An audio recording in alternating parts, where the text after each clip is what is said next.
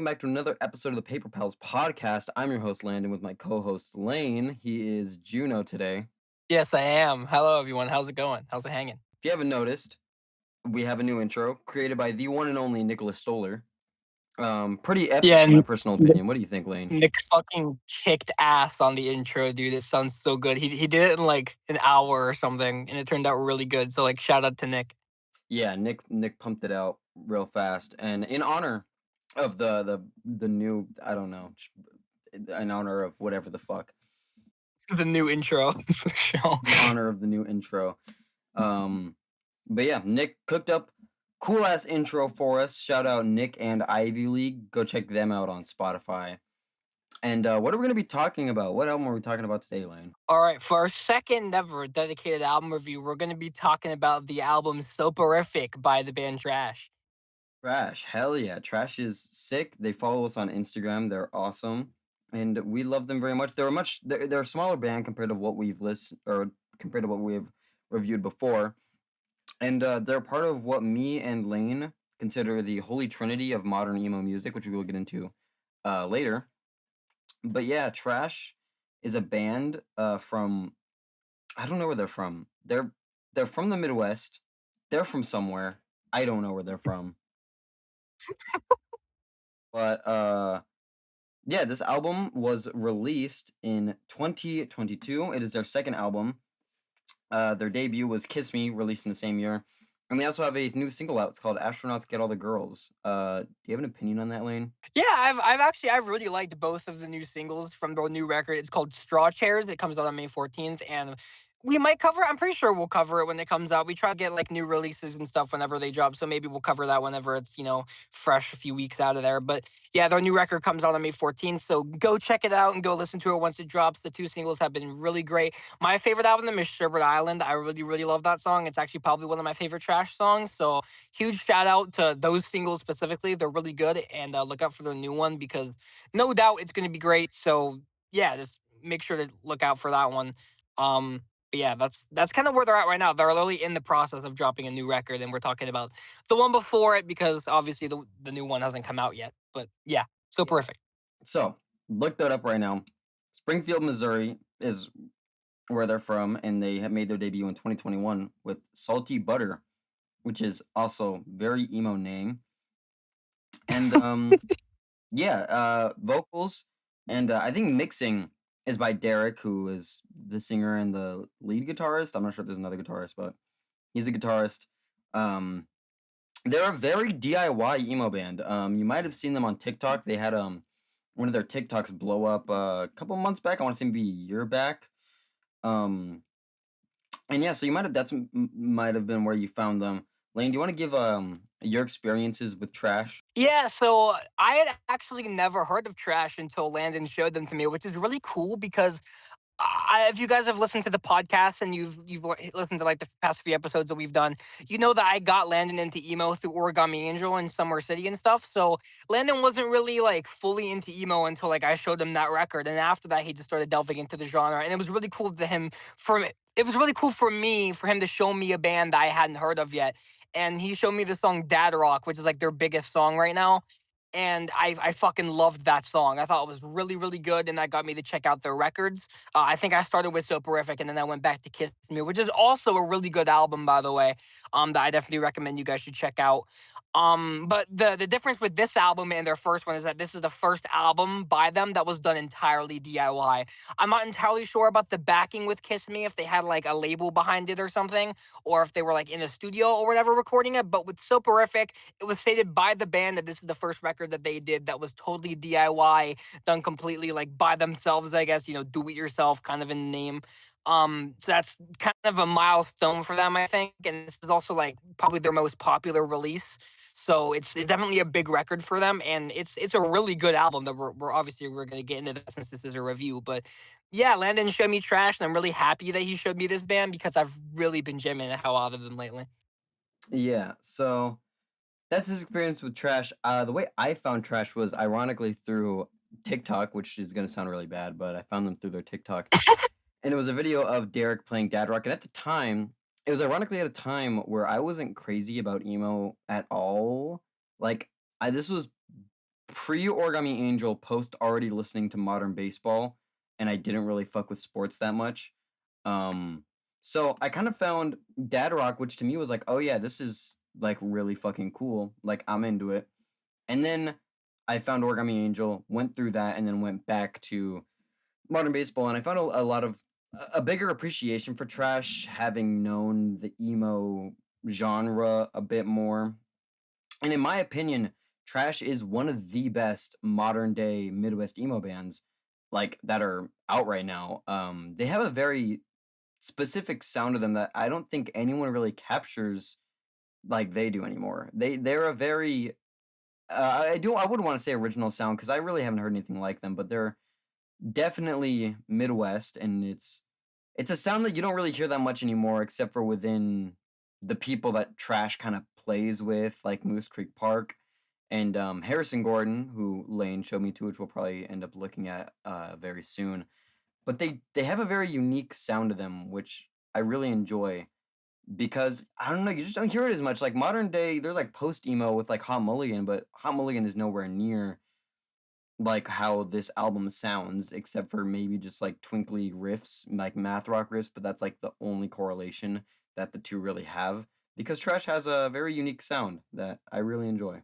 Yeah, especially with the new age of emo, this new wave that's come out.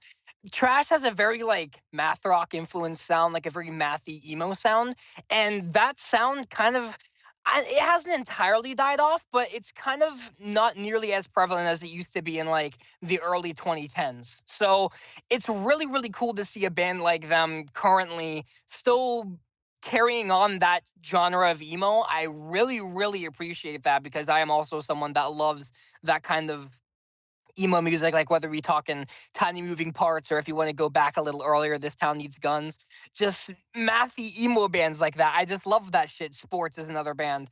I don't know. I think they were later than Tiny Moving Parts, but still, just that kind of mathy style of emo, I just love, and I love the Trash is continuing that because a lot of, yeah, like I said, a lot of the newer bands aren't really carrying that sound on. So it's cool to have a band like them bringing those twinkly riffs into there and kind of giving us those math rock structured tracks, and I just love that about them. And it's another thing that I think separates them from the pack in the modern emo sphere. Yeah. So opening it off is Midwest City, which I think is one of their biggest songs. I want to say like one of their top three biggest songs. Looking at it right now, yeah, Midwest City is number two. Dad Rock is number one, and Fire Department is number three. All of which are amazing songs. I love Fire Department and Dad Rock. But Midwest City is their second biggest song, and it is the opener for the album, and it is an absolutely kick-ass opener. It immediately grips you in if you like the sound that Trash has, then this is definitely the song that'll bring you in the most and will set the tone for the rest of the album incredibly well. Incredibly twinkly riffs, very math rock, and just the lyricism on this whole album I think is amazing. There's lyrics like, "Can I hit your vape, please, if I promise to give it right back?" It's like stupid little lyrics that it's in the vein of modern baseball, the way in modern baseball, Bren would talk about himself in a self-deprecating way, or he would talk about just something stupid that meant a lot, or, just they would talk about stupid, stupid little shit, and it's the same thing that Trash is doing in a way that I really enjoy. And I don't know who writes the songs, but whoever does it, they're doing an amazing job. Yeah, yeah, I like the lyricism for the most part on the album. There are some issues that I have with it, and I'll get into that as I go on. There are some specific tracks where I think the lyricism kind of falters, but Midwest City, in terms of the lyricism, is fantastic. I love the opening lines on the song. For example, I didn't plan for any of this, and I didn't think we'd make it this far, so I'll lock myself inside the garage and breathe in car exhaust. Like it's a really iconic opening for them. It's one of their like most popular songs, and I think a big part of that is because of those opening lyrics. They just instantly hook you right in. Like you're in for like a really fucking emo album. And I love that a lot. Yeah, also got some of like the twinkliest riffs on the whole album. This song and Dad Rock, I think, are like the defining Trash songs. Like if you want to get a feel for what Trash is like, Dad Rock and Midwest City, I think, are the two songs that will really get you the most familiar with their sound if you're not as into them. Yeah. So even in this song, Derek shows off, and also throughout the album, he shows off a very big variety in his vocals. He has a lot of he sings in a way that I haven't really heard before, and I think it's cool. He I don't know, his vocals, like, in the opening for, Midwest City, "I didn't plan for any of this," and then the immediate lyric is, "And I didn't think we'd make it this far," and it's, like, him yelling the lyrics. I think he does it incredibly well, and he has more vocal variety throughout the album. As the album progresses, you'll hear him do a bunch of different stuff, and not only that, his guitar talent is fucking insane. He is an incredibly good guitarist. He's so fucking good at what he does. Like, I've seen some of his videos of him playing, and he's just fucking incredible at what he does. Um, and yeah, with same thing with Lane, the lyrics, like, I didn't plan for any of this, and I didn't think we'd make it this far, so I let myself into the garage and breathe and car exhaust. I think it's just like an immediate. It's a really great kickoff for what the vibe of the album is gonna be, and literally exactly like Lane said, Dad Rock and Midwest Emo, I'd say, are the two big um, trash songs that I think everyone's immediately gonna go to those two songs when they're delving into the discography. And the lyricism is pretty similar. Dad Rock just has, I think, a more childlike vibe. It's a sillier little song than Midwest City is. Midwest City is obviously a heavier take on Midwest emo. It's probably, I'd say, the biggest influence Midwest emo song on this album. It's the most Midwest emo song on the album. In the lyricism again, there's like, "Feel Michael body before it starts to rot and make a mess for you to clean." It's like it has the line of self-deprecation and "I want to kill myself," but it's also on that same line of, I care about other people, because it's like, "Feel Michael body before it starts to rot," and then it's to make a mess before it makes a mess for you to clean. It's like, I like that their lyricism is just so good, especially on this song. I think it's an amazing establishing song, not just for the band, but also for the album. Yeah, absolutely. I think it kicks off the record like fantastically. I don't know if that's a word, but you get what I mean. Yeah, great point you bring up about Derek and his fucking guitar playing. If you follow him on Instagram and I'm pretty sure TikTok too, he's constantly posting videos of him playing guitar, and he just comes up with like the greatest riffs. Like he's just a virtuoso when it comes to like twinkly Midwest emo riffs. Like if you want good twinkly Midwest emo riffs, like Derek is the fucking guy for that. And I just love his guitar work on this song and just throughout the entire album. There's just extremely catchy riffs and song structures throughout it. He's just a fantastic guitar player. And that's definitely one of my favorite parts of this entire album is just his guitar playing and just the way that he plays the instrument and just the stuff he comes up with is fantastic. And I think Midwest City is a great example of that. It's definitely the most Midwest emo song on the album and is a great kickoff.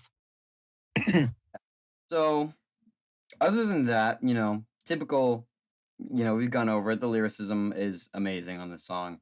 Uh, I do want to acknowledge the "Can I hit your vape, please? If I promise to give it right back." And then the song ends also with, "I'm a lot to take in, but I'm fun to be around. You can ask all my friends that I don't have." Again, I can't get over the lyricism on this album. I think it's amazing, but I could sit here for much too long and talk about it. So we're gonna go on to the next track, which is "Worst Summer Ever." Lane, what do you think of this? This is my favorite song on the album, actually. It's between this one and Miso Soup, which we'll get into. But Worst Summer Ever, I just think has like the most replayability on the album, which is interesting because in terms of the lyrical content, this is like one of the darkest tracks on the album. Like I think the ending of the song, like the lyrics go something to the tune of "It's the worst summer ever with your funeral coming up, and how I can't believe that I got the day off." Like shit, dude. Like for the rest of the album, like the lyricism is sad, but that's the one section on the album where it's like, fuck, dude, that's crushing as hell. Like that's crushing as shit. Like that's one of my favorite little lyrical sections on the album. And just the song in general is definitely like one of the saddest tracks on the album. There's no like camp or humor in the lyrics or anything. It's just straightforward like sad pain agony, and I love shit like that. So I gravitated to this song pretty quick. It's a very catchy, very great song. I think it's a nice quick like burst of energy after Midwest City. I love Worst Summer Ever. It's definitely the song I come back to the most on the album. Yeah, "Worst Summer Ever" is definitely one of my favorites on the album. It's in my top three. I have a top three on here. It's in my top three, and, oh, man, it's again, this song, like Lane said, has so much replayability. and the lyricism is also amazing. There's a different vocal style where I think it's either he stacks his vocals or it's crowd vocals and lyrics like "Let our broken arms carry us to Ohio," and um, there's this lyric where he says "Let's marry them," where his vocals are like I think layered on top of each other. Um, and again, the lyrics are very like poetic in a sense that I really enjoy. I think Derek writes the lyrics. I'm not 100% sure, but I'm gonna say he does. Um, and then it ends with a very soft-spoken outro with, so let's follow it back home with no sense of direction, tripping over ourselves and the lovers we knew. And then the very ending line for "It's been the worst summer ever" with your funeral coming up, like I said, it's upsetting because it's incredibly catchy in a way, but it also just fucking sucks. Like it's so sad. And I don't know what the inspiration for this was. I don't know if it's just trying to be like sad boy music, but it's fucking amazing and I love it very much. And Worst Summer Ever is definitely in my top 10 or top 10, sorry, top 3. Um it's in my top 3 on the album. And it really, dude, I fucking love the song. It's again just like Midwest City. It's you know, I would say that Trash has an amazing 3-track run on this album with Midwest City, Worst Summer Ever, and Take Me Back. That immediate 3-song run right off the bat of the album is fucking incredible. Yeah, I would agree. The album starts off extremely strong. And I want to go back to the point you said about Derek's vocals and how they sound kind of different on certain songs. This song and Your Face Sucks specifically, where he does the vocal layering. But the first few times I listened to this, I genuinely thought there were like multiple vocalists on the song. And there might be like a backing vocal or something. But like for the most part, I just love the way that Derek presents his voice on this album. Like you said, he goes from screaming songs to singing songs to like singing these really faint vocals, and he's got a very versatile voice when it comes to the genre. And I think he utilizes it to great effect on this album. And I'll get into some later songs where he uses it to its fullest potential. Yeah, definitely a good point you bring up about the way that Derek uses his vocals because I think it's another thing that makes the album stand out. Yeah, I think Derek's vocals are definitely. I think the biggest shining thing on this album is Derek's vocals and the riffs. Those are the two things that really like popped out to me on the album, and just in general, the riffs and Derek's vocals when I even first listened to Dad Rock was like the two things that stood out to me a lot.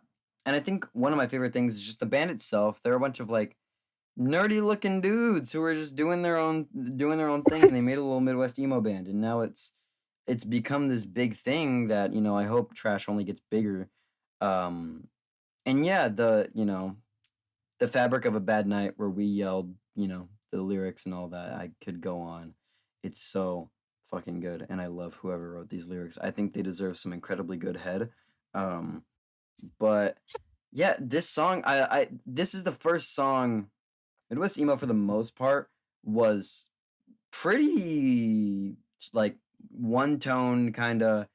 It had a vibe that was pretty calm throughout, but this song, the worst summer ever, it bounces a little bit in the tone and it ends, kind of ends on a lower note with the softer vocals. And then, midway through the song, there's the vocal layering and all that stuff. And I think it's different from Midwest City, but it's also just as good in my opinion.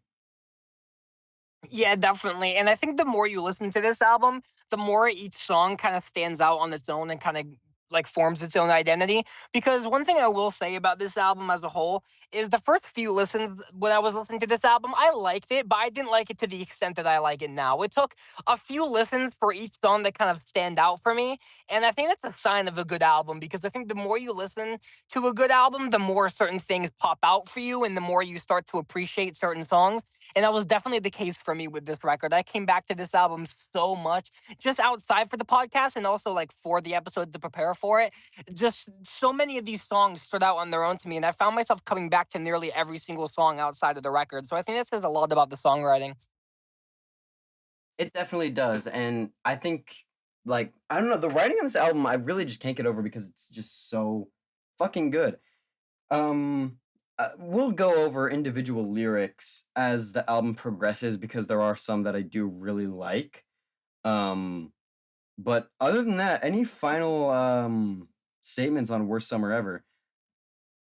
No, not really. Other than it's definitely my favorite song on the album, and it could very well be my favorite Trash song. So, with closing that, we have Take Me Back, which is personally one of my favorites on the album. I'll go over my top three when we completely finish the album. Take Me Back, it caught my attention as it I think it was supposed to for everyone because it just starts off super strong and then again with the layered vocals with I'm on Fire. I don't know if there's two singers, if there's two people singing on this song, or if that's just Derek doing his different type of vocals because fill my head up with ashes and glass are two very different sounding things, and then I'm not sure if Derek layered his own vocals or if he layered someone else singing it. I think during the live versions he sings everything himself. I'm not sure. I would have to watch one of their live performances, but I fucking love this. It starts off super strong and then I'm on fire and then it goes way back down with, stubby fingers running through my hair and you're late again because you never care. It's that same shit with modern baseball where it's not self-deprecating, but it's you're kind of a piece of shit. I'm gonna keep it real. Um and then, more symbolic lyrics like all my bones have holes and I'm just trying to cover them. And then it goes to give me the chance to please you. I just want to see you do better than me, which is that self-deprecating type lyric. Their lyrics, in my opinion, are incredibly similar to modern baseball's lyrics on sports. I think they do really well with that, you know, that with talking about women and self-deprecation and talking about stupid things, with songs. They have this one song, let me find it. What was it called? It was called Always Stoned, and it's literally just about smoking weed. You know, it's they talk about stupid shit, but they also cover more serious topics. For example, in the last song, it's been the worst summer ever with a funeral coming up. I think they juggle the same topics that modern baseball do in a very similar way, but their music sounds so incredibly different to modern baseball that it's not just a blatant ripoff like Mom Jeans was doing with their first EP. Yeah, yeah, I think the lyricism is good for the most part. But one thing I do really like about our opinions on this album is that I do think they actually differ a little bit. And I think that's like the first time we've ever like entirely differed on something in the podcast. Usually we've been pretty like on point and like in sync with our opinions. But as for Take Me Back, this song, it's honestly not one of my favorites on the album, really. It's not like it's a bad song for me, but it's not like one of my absolute favorites. I do like how abrupt it starts and how it just like kicks down the door after Worst Summer Ever. I feel like the album kind of needed to pump up after the sad and dreary ending of Worst Summer Ever. So I like it in that regard. And I think it's a really solid song overall. It's one of the longer cuts on the album. But just not one I came back to as much as the other ones, although I do still really like it as a track. I think I understand where you're coming from. Where I think I just knew this song off the bat when I listened to Trash for the first time. I kind of knew this song already because I listened to it a few times, but I don't know. I just think that that part, kind of through the middle, the you were playing it off as if nothing was wrong and the problem was me. It was me all along. I think that just that whole part, the entire song, I think is just it's so incredibly fucking catchy, and the lyricism. I think all throughout is that they do it. They write everything incredibly well. This is one of the more simpler songs in terms of the guitar. It's not so incredibly twinkly. It's actually incredibly simple in terms of how he plays it, which I think is a good break from the super math rock guitar riff. So I do really enjoy it, and I love how pumped up it is at the start, and then it dies down throughout, and then he does so many different vocal styles in this song. He does like the kind of screaming, yelling vocals, and then the monotone kind of voice that he does. I think he does it incredibly well. He just shows off so many different vocal styles in just this one song. And one thing I do want to preface, not preface, sorry. One thing I do want to go over is the ending for "Take Me Back." I love so much because there is an obvious in the song "Fire Apartment." There is a obvious reference, a direct reference to Cinco de Mayo shit show by Marietta. And I think at the end of Take Me Back, it is also a direct, not maybe not direct, but a very Marietta inspired outro when during the you were saying something but I could not hear because I was over here. It sounds very similar to Marietta's like vocals, what they do in their shit, and it wouldn't be surprising because in Fire Department they do directly reference Cinco de Mayo shit show. So, and I know Lane's a big fan of Marietta, so I thought he would appreciate that. I think it's pretty similar, and I think they take a lot of inspiration from other emo bands of the 2010s around that time, and I think they're one of the best modern bands to be doing it right now.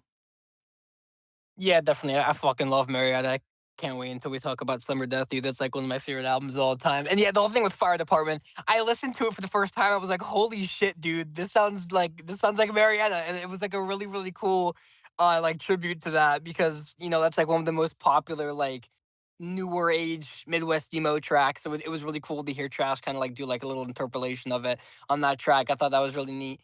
Yeah, any more thoughts on Take Me Back? Um, no, I think just the biggest takeaway on this was the different vocal styles in the ending. I love the ending for "You Were Saying Something, but I Could Not Hear because my head was over here." I love the very end part, and I love that it's a very contrasting song in the fact that it starts super, super big and super loud, and then it kind of mellows down at the very end. It's a very calm song. But other than that, the next song is, in my opinion, my least favorite song in the album, Normcore Really? 2007.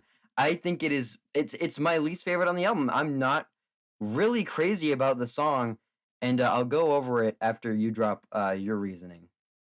Yeah, no way, man. Normcore 2007's like my third favorite song on the album. It's in my top three. I fucking love this song, dude. I love the I don't know what samples there are, but like sometimes in the right and left channel during like I think it's like two-thirds the way through the song, there's like these movie samples or these television samples or something, and they're very, very subtle. And if you're like kind of half paying attention to the song, you won't notice them. And I love that because it gives you a reason to come back to the record. And I love that about it.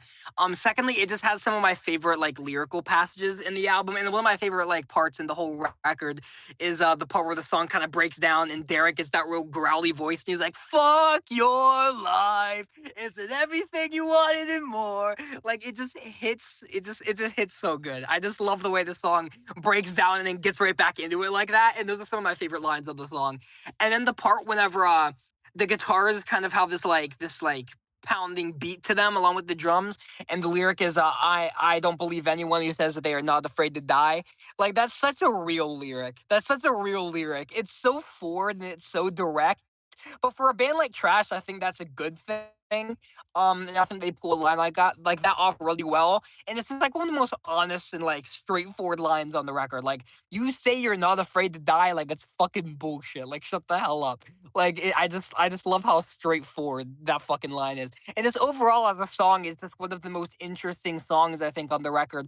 It has a lot of great little instrumental sections. I love the way that each part kind of flows into the next. It's definitely one of the more abnormal song structures on the record, but I think it definitely pays off. And that's another thing I'll say about this album is that for a lot of like bands early in their career, like Trash has been around for a little bit, but they're still like a relatively new band. So this is like still fairly early in their career. Bands that usually try like abnormal song structures and stuff like this, usually the songs come out sounding really messy and unorganized. And I don't think that's an issue with this album whatsoever because I think, especially on this track, every single section kind of blends into itself perfectly. And I just think it's one of the best crafted tracks on the album. So it honestly surprises me that this is your least favorite song on the record. I will agree with you that this is one of the most unique, and I do like the part where he has that growly kind of vocal for "fuck your life." I do like that part, but I don't know. I think though it's a very unique song, but I'm not crazy about how they went about it. And I think one of my biggest takeaways is the which lyric was it? I remember I had one in particular that I wasn't completely it was actually the I don't believe anyone who says that they're not afraid to die. I don't I don't mind the lyrics because yeah, I've well established that I love the lyrics on this album. I think the way he delivers that line is I just don't like it. He does it in a way that I'm not No, crazy honestly, that's about. fair. It's Like he fair. Yeah, he he says it kind in of a very delivers it weird in like a way. more nasal tone. Yeah. Yeah. It's very weird and I'm not crazy and I do love the intro because, I'll cut off my arms at the end of at the end of the month and arrange my name in alphabetical order. I love the symbolism and the lyricism all throughout this album. But even then, it's just like this song, it doesn't grab me that well. I will say it is the most unique, but it's just not the best for me on the album. And there's also the doors right here. You know, you can leave the doors right there. I'm not your hostage. I'm sure aware. I don't know. I prefaced that I did like the Marietta parts, the Marietta Kim parts that you know, you were saying something, but I could not hear on the last song for "Take Me Back." Um, no, just something they do it similarly again for this song, but it's just like, um, oh, I'm not crazy about it. I'm not crazy about the delivery on this, and I understand why someone would like this. I just don't. I don't like it that much. It's not really one of my favorites. You know, I honestly I do get your criticisms, especially with like the way some of the lines are delivered and just how everything comes together. I totally get it. I fucking love the song, and it's interesting because this song's your least favorite, and then the next song on the album, "Fruit Snacks," is actually my least favorite song on the record.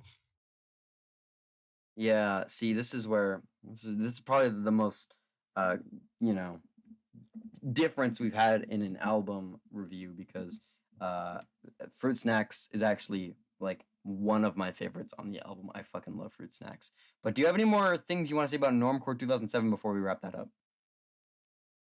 No, other than it's definitely one of my favorites on the record for sure.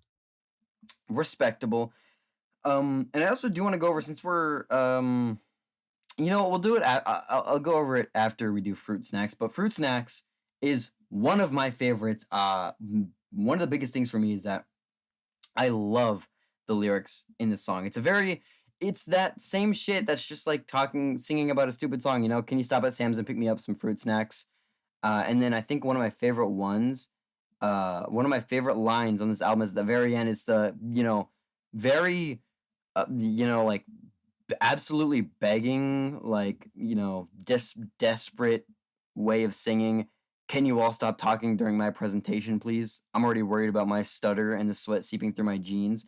It's just like, you know what? That's real shit right there, you know? I feel that. And I love that's one of the biggest standouts for me on this album is I just love that fucking lyric. And on Taco Tuesday, I'll also go over another lyric that I absolutely love, but I just love the lyric, "Can you all stop talking during my presentation, please?" It's in my or I don't know if it's in my top 3. It's definitely an honorable mention though. Like I said, the lyricism is amazing, but it's goofy at the same time, and I would say that Derek has the perfect voice for Midwest emo. Um, and I love it. I think he has a great voice for emo. Um, and I'm looking through my notes. I don't think I have any other notes for Fruit Snacks. Other than that, I just really love the song, and I think it's one of my favorites on the album. Yeah, so here this song I think displays all of the issues I have with the album, which is really weird because usually like issues they'll have are like scattered throughout and everything, but like this song I think displays all of the issues I have with the album. And not to say that the album has a lot of issues because I think the album's fantastic and I think it's a really great Midwest emo record. But just in terms of the lyricism on the album, I think this song highlights the issues that I have with it because when the lyricism is great, it's really good. It's really good. It hits that itch where it's not like insanely serious, but it gets the point across. It's good stuff. But at its worst, I think it kind of reaches this like pseudo cringe angle and it gets to like kind of an uncomfortable level of campiness, especially on this song. And Orlando was saying like he loves the ending lyrics of this song, and I totally get it.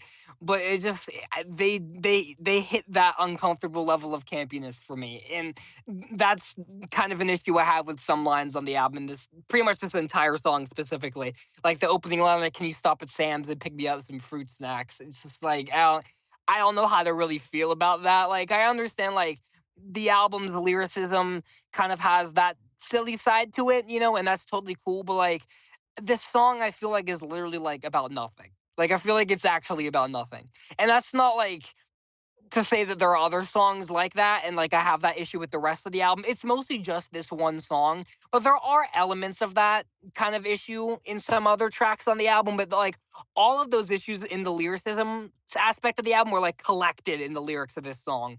And it's just, yeah, the instrumental's fine. I like the chanting at the end with like the vocals. They're not necessarily gang vocals, but like pseudo gang vocals. I love that aspect at the end of the track. I think the song's structured nicely. Just the lyricism is just so camp. It's so camp. Like, and like I get the whole thing where it's like, oh, the lyrics are so real, but like I think there's a difference in the realness between a lyric like "I don't believe anyone who says they are not afraid to die" and "Can you please stop talking during my presentation, please?" Like one deals with like this existential dread, and the other one deals with like a sweaty middle schooler giving a health presentation. You know, like it's two very different levels of real. You know, I think that sort of separation occurs for me, but I love that you like the song, and I think there are great things about it because I love the instrumentation. I love Derek's vocals. I love the way the song is structured. I don't think it's devoid of any redeemable qualities, but I think it highlights some of the issues I have with the album. But yeah, Fruit Snacks, it's cool. It's an alright song, but it's definitely my least favorite on the album.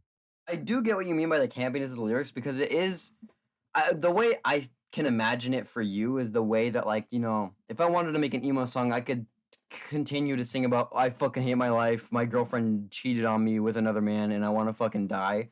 I could make those the lyrics, but those are very like okay, you're just taking the very bare minimum of what emo is and kind of just making it this big thing. Even though that's not what emo is about. It's not purely about that shit and being fucking depressed because Origami Angel well established that a long time ago. But I understand what you mean by the fact that like they could be taking the whole emo can be silly and goofy and bumping it up to, they're a little overdoing it in a way. But I'm a fan of it on this song, but I understand where you're coming from with the fact that like it could be like, oh yeah, they're kind of overplaying the fact that oh yeah, they're the silly goofy band.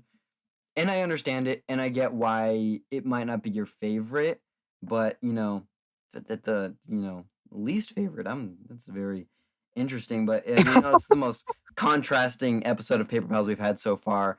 You know, this I think this is why this is such a good episode is because this is like the most we've disagreed on the record, and I think it makes for like really good discussion. Derek, if you're watching this, I do want to preface that Lane absolutely hates you. He does not like the band at all. He hates every song on this album, and I love you so very much. No, Derek, if you're listening to this, I love your band. I think you're extremely talented, and my criticisms are given with love because I only want to see your band succeed. Yeah. Okay, so Your Face Sucks, and also the song Your Face Sucks. That was a jab at you, Link. You're fucking ugly. Kill yourself. Do you have, I'm not even. Hey man. Well, okay, Your Face Sucks. I'm gonna keep it real. It's not that it's one of my least favorites. It's just not so incredibly memorable to me. It could just be because it's a relatively shorter. I think it might be the shortest song on the album. Um, I mean, I don't know. I just I don't. It's not memorable to me that much. Like really, it didn't really grab my attention to where I'm like, oh, I need to go back to this. It's just like it's on the album. It happened. What's the next song? See, man, this is another one of my favorite songs on the album. This is another one of my favorite songs. Actually, I think your taste just fucking sucks.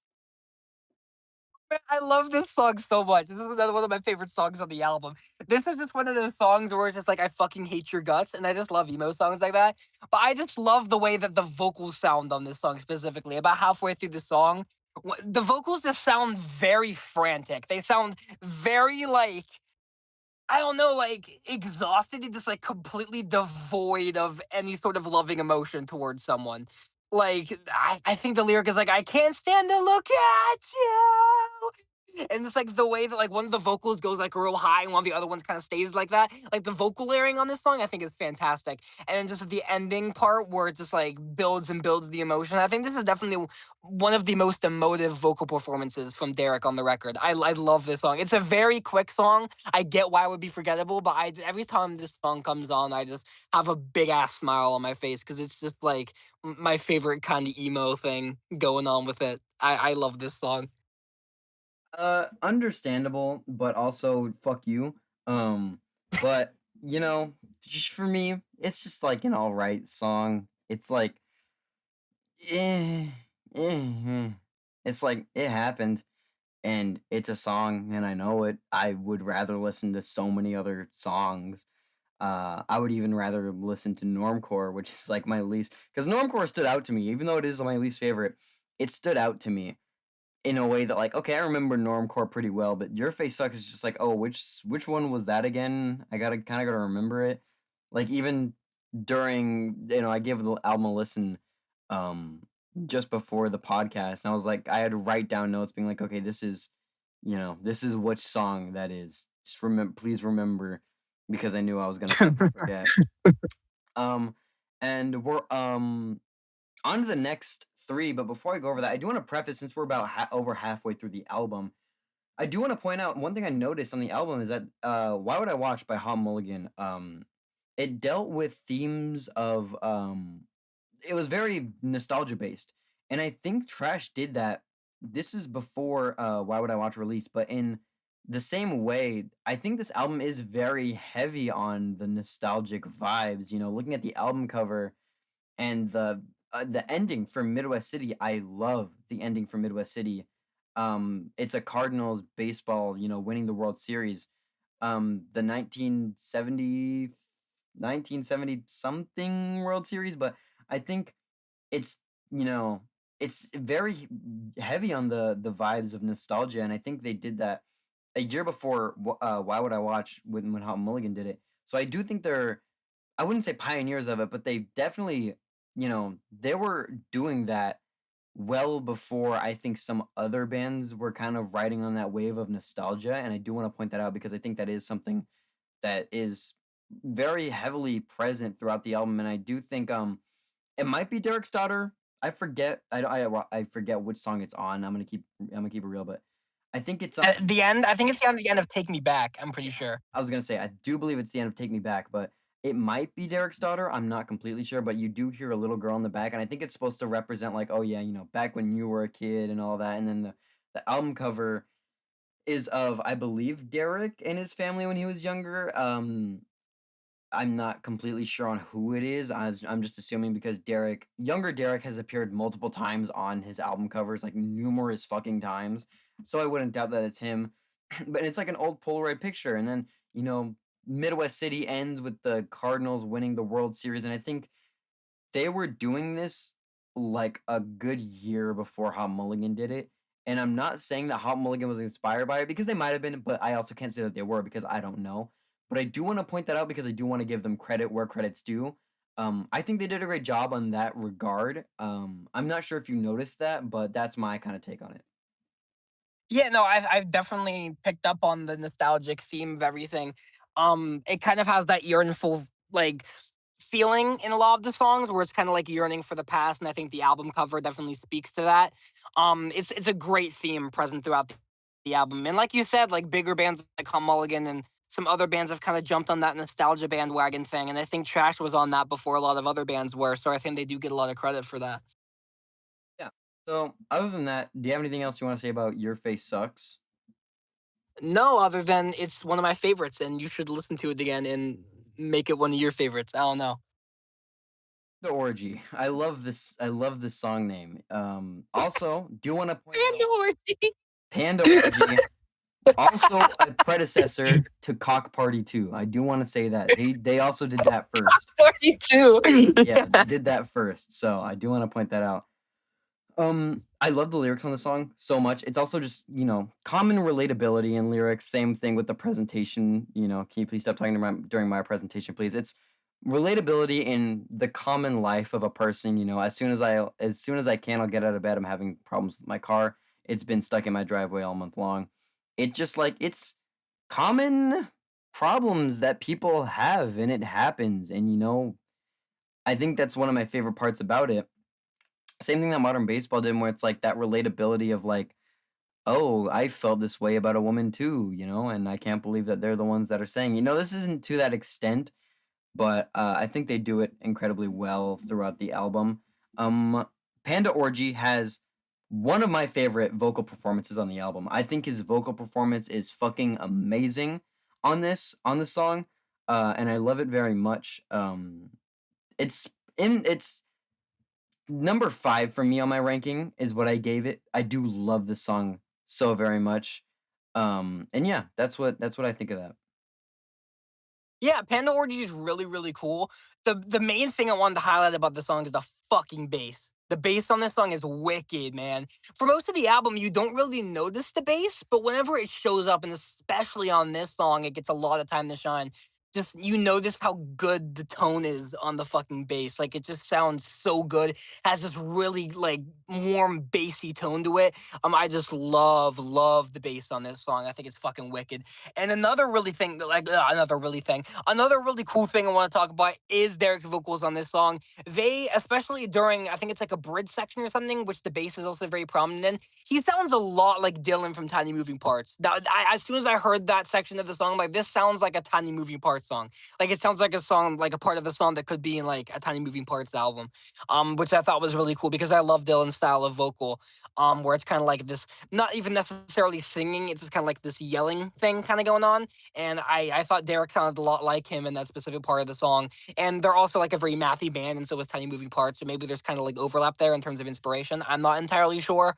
But that was definitely a section of the song where I was like, hey, like I've heard like that kind of style of vocal before. And I think Derek pulls it off like really well. I think overall this song has a lot of that really cool. Like this is definitely one of the most varied songs on the record, I'd say, because the bass is showcased a lot more than on the other tracks. The guitars are sparse in some certain sections. And Derek's vocals have that unique style to them that you don't really hear in a lot of the other tracks. So definitely makes it a standout on the album for me for sure. I love this track. I probably also placed it at number 5.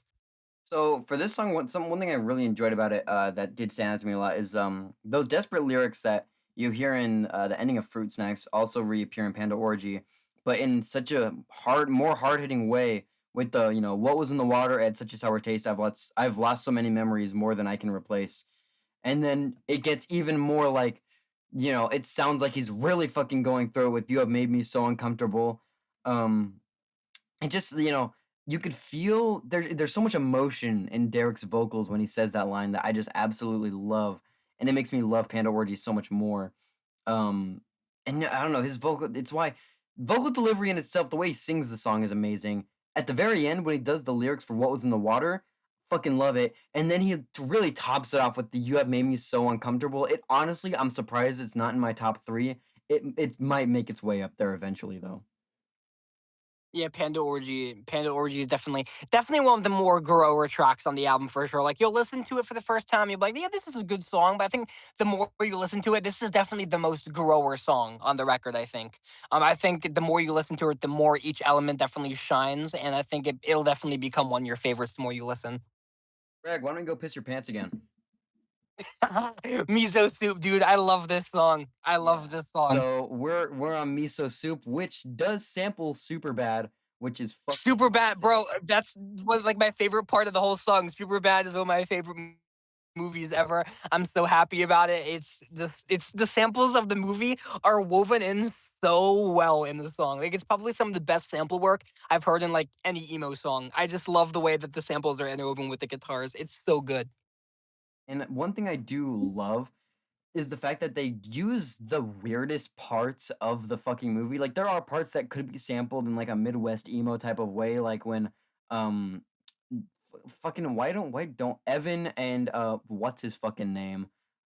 Jonah Hill. Show the hill. I don't remember his character's fucking name, but Jonah Hill and Michael Cera, they're having like an argument after the party near the end, and they could have used that, but instead they're using that part where they're on the fucking soccer field with, She Greg, go piss wants your to pants again. fuck, She man. wants to fuck, man. She wants like it's fucking oh man.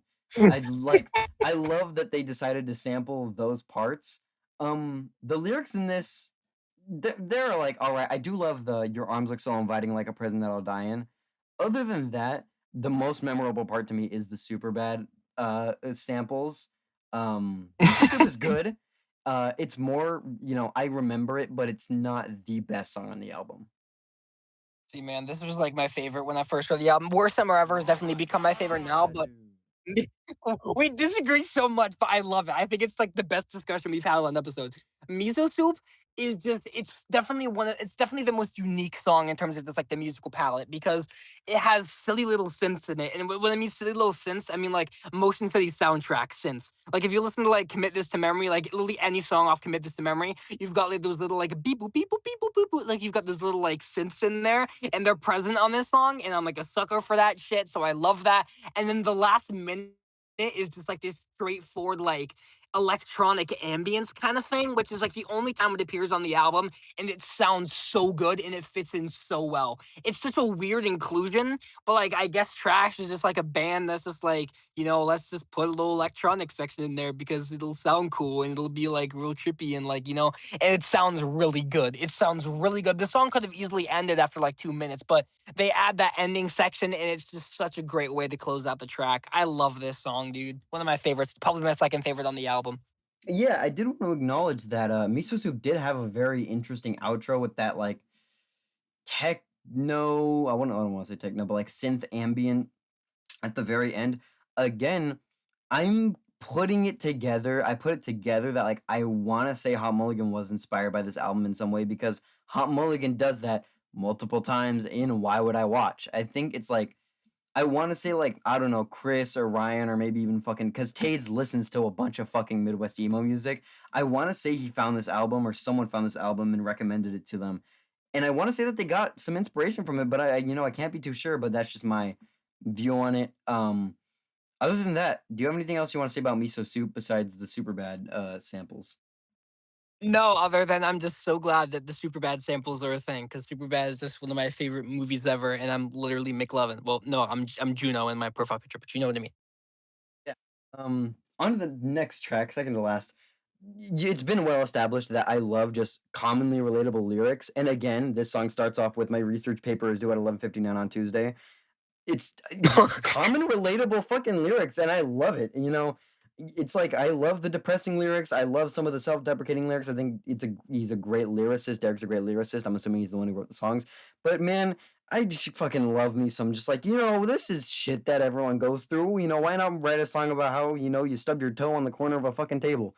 I don't see what the problem is with that. I think that's pretty fucking fun and silly and goofy, and I don't think there's a problem with that. I ran out of gas on my way, and then it goes into like, and all I had left were my organs and bones, so I sold them. It's like, that's what emo is. Sometimes your car runs out of gas and you end up selling all your fucking organs. It's happened to everyone at least once or twice. No, for real, it's a very common experience. But no, fucking Taco Tuesday, it kind of a similar issue that I had with Fruit Snacks, where like the lyrics are kind of camp, but it's like very tacos sound great. How about you? Like, yeah, it's just borderline camp. I still like it a lot. I still think Taco Tuesday. It's kind of like I can see like a band like Mom Jeans making a song like Taco Tuesday, like a song titled Taco Tuesday, because they use like those commonly used phrases a lot, like best buds, puppy love, sweet tooth. So them making an album or a song called Taco Tuesday wouldn't even remotely be out of the realm for them. But in terms of the actual song, I mean, it's kind of in the similar realm for "Take Me Back." I think for me, it's a good song. I like it a lot. But it's just kind of one of those songs that, like, I'll only really listen to it in the context of the record. I've picked it up once or twice outside of that too, but definitely one of my least favorites. Although I still like it a lot. I think it's a good song. I wouldn't say it is one of my favorites. It's probably like 6 or 7 on my list. But I do just love those relatability lyrics, and I'm a Mexican, so tacos are my forte. And that's not racist because I'm allowed to say that. Um, but other than that, I just man, relatable lyrics. Why fucking not? Why shouldn't he write a song about a research paper due at 11:59? I'm a fucking student. I know what he means. I don't want to present while people are talking either. I understand you, Derek, and Lane doesn't. And this is why I think we Hey, should get together no, sometime. no, hey, Landon just wants to suck you for your money and be part of the band. He wants to be a trash roadie. Don't listen to him. Stop. He's not supposed to know that. God. Fucking Oh yeah, shit. Sorry, bro. I didn't know about that. Shit. sick days. Okay, so final song on the album, Sick Days. Um, I do want to point out, this album samples Donnie Darko. Very end of the song. I fucking love Donnie Darko. It's one of my favorite movies of all time. It is a pretty emo movie in my opinion. I just fucking love it. I noticed it and I was like, holy shit, this is fucking Donnie Darko.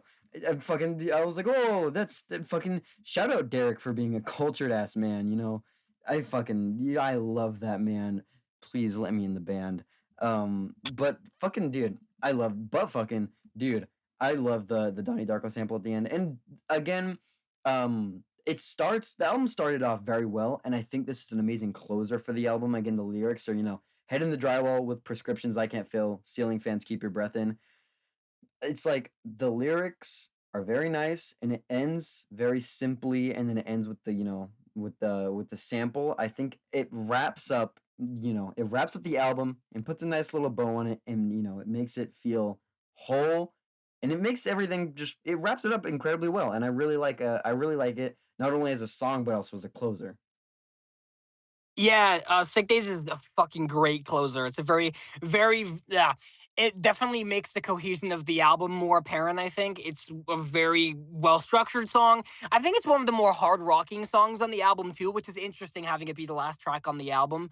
And that is one thing I wanted to say about this album. It's extremely consistent from front to back. Like it's a great consistent listen, and I think that first listen, it might make that a little weird for you because a lot of the songs might sound similar. But like I said, the more you listen to this album, the more every song kind of sticks out, gives you its own identity.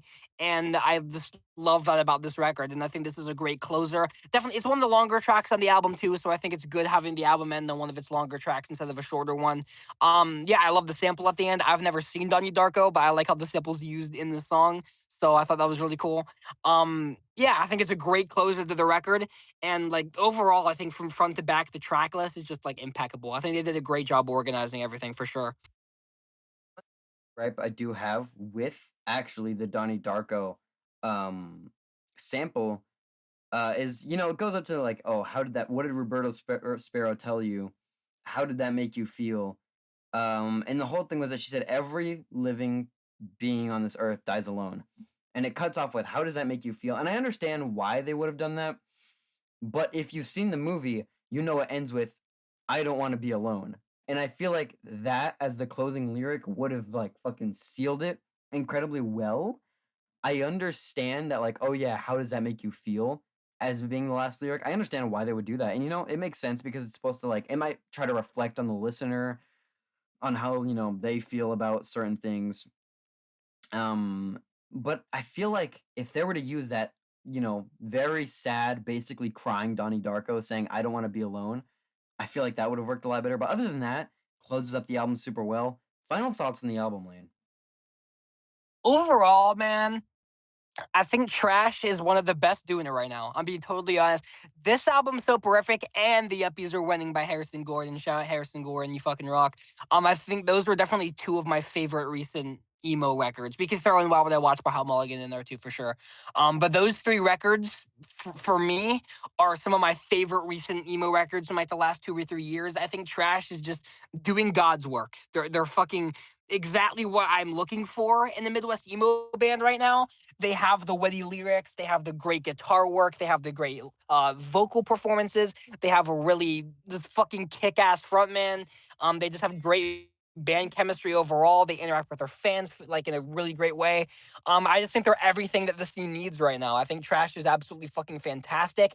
And if you've not given them a chance, I think this record is a fantastic start to the discography. It sums up their sound extremely well. Although definitely go check out their debut album, Kiss Me Too. It's also really good. There's a possum on the cover, so that should give you an incentive to listen to it because possums are awesome. Um, yeah, Trash is just a fucking great band, and I think Soporific is a really cohesive body of work. 10 tracks, 23 minutes, real breezy listen, and I think it's a record that any Midwest emo fan could at least pick a handful of tracks out of, especially if you like mathy music. I think this is an album that a lot of math rock fans could get behind if you're a fan of bands like TTNG or Tiny Moving Parts or Sports or whatever else. I think this is definitely an album that you could get into. Even if you're like just getting into the genre and you're starting off with bands like American Football, I still think this is an album you'll find stuff to listen to from. So yeah, I love this record a lot. My favorite songs, I kind of already said all of them, but Worst Summer Ever and Miso Soup and Normcore 2007 are definitely my favorite tracks on the album. And Lee's favorite song is Fruit Snacks, but Landon already kind of knows that already because yeah, but uh, yeah, I love this record a lot. I think it's great. Trash, keep doing what you're doing. You guys are awesome. I can't wait to listen to the new record. We'll probably cover it. We'll probably cover it. I think it's gonna be good stuff. I've loved the singles so far. So yeah, keep kicking ass, guys. Yeah, again, I would say Trash is one of the best doing Midwest emo right now, and I do wanna, I mentioned this in the first, like, couple minutes, in the beginning of the podcast, but Holy Trinity includes the 3 people that weirdly enough, me and Lane just randomly fucking found them all individually, and then we found out that they all just decided to be all fucking good friends. I found Trash, introduced Lane to them, Lane got into them. I found Moose Creek Park on my own, and then Lane found Harrison Gordon.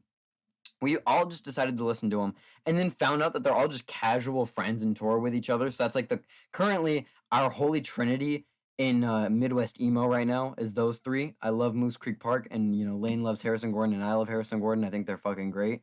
Um, and yeah, Trash is one of my favorite Midwest emo bands out right now. There's the whole post emo scene with Hot Mulligan and stuff like that, and like Anxious and bands like that. But I think in bringing it back to just classic Midwest emo, Trash is the best, and I think they're some of the best doing it right now. And I love everything about this album. There's definitely some things that aren't perfect about the album, but I'm super excited to see where Trash goes, and I hope they get so much bigger than they are now. And I'm very excited to hopefully see them when they come to California in October. And again, I will preface my top 3, basically the complete opposite of Lane. Midwest City, Fruit Snacks, or I'll change it. Midwest City, Worst Summer Ever, and then Fruit Snacks are my top 3. But yeah, other than that, we love you, Trash. We think that everyone should go listen to this album after listening to the podcast and check out all the other stuff. Um, and yeah, that's been Paper Pals and fuck Lou Diamond. Fuck Lou Diamond, bro.